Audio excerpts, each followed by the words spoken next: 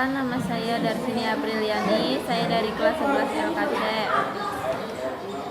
Coba uraikan latar belakang penerapan kebijakan pintu terbuka atau liberal di Nusantara, Indonesia.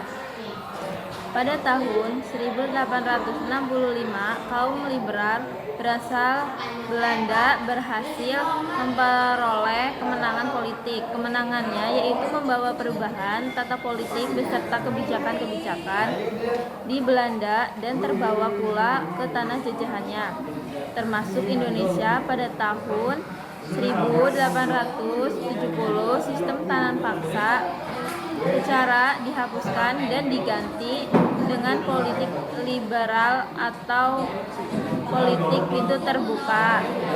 Politik ini diberlakukan di Indonesia antara tahun 1870 sampai 1900. Coba jelaskan apa saja peraturan-peraturan yang diterapkan sebagai langkah awal penerapan kebijakan pintu terbuka atau liberal.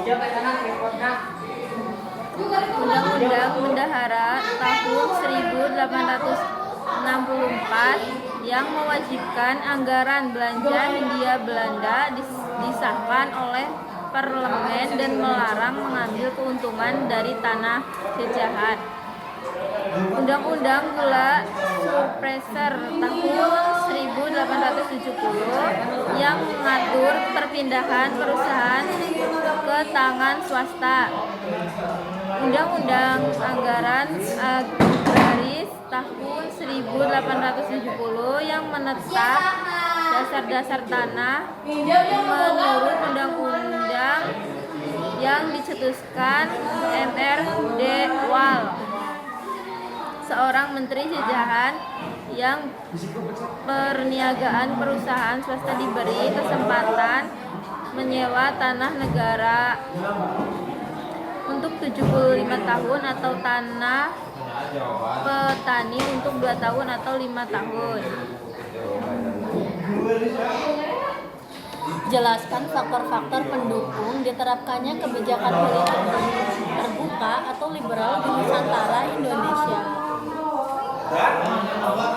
Jawa menyediakan tenaga buruh yang murah, banyaknya modal yang bersedia karena keuntungan sistem tanam paksa yang berlebihan, adanya bank-bank yang menyediakan kredit bagi usaha-usaha pertanian, pertambangan, dan transportasi. Kekayaan Indonesia yang melimpah. Jelaskan faktor-faktor pendukung diterapkannya kebijakan politik terbuka atau liberal di Nusantara, Indonesia. Jiwa menyediakan tenaga buruh yang murah, banyaknya modal yang tersedia karena keuntungan sistem tanam paksa yang berlebihan, adanya bank-bank yang menyediakan kredit bagi usaha pertanian, pertambangan, dan transportasi. Kekayaan Indonesia yang melimpah. Jelaskan dampak positif dan negatif kebijakan politik etis di Nusantara, Indonesia. Politik etis di Nusantara Indonesia, pintu terbuka yang dilaksanakan pemerintah Hindia Belanda itu membawa akibat positif maupun negatif bagi bangsa Indonesia, diantaranya sebagai berikut. 1. Terjadinya perubahan kehidupan masyarakat yang menyangkut ekonomi uang, timbulnya kelas baru, dan timbulnya permukiman baru di daerah sekitar perkebunan, sehingga kelak berkembang menjadi kota-kota baru. 2. Timbulnya solidaritas antara etnis putra penduduk pribumi sehingga mulai ada embrio nasionalisme. 3. Meningkatkan peranan bahasa Melayu dan bahasa daerah lain di kalangan penguasa rakyat, baik politik kolonial konservatif maupun politik kolonial liberal, bertolak dari prinsip yang sama yaitu mengelola tanah jajahan untuk kepentingan negeri induk. 4. Kehidupan penduduk merosot tajam. 5.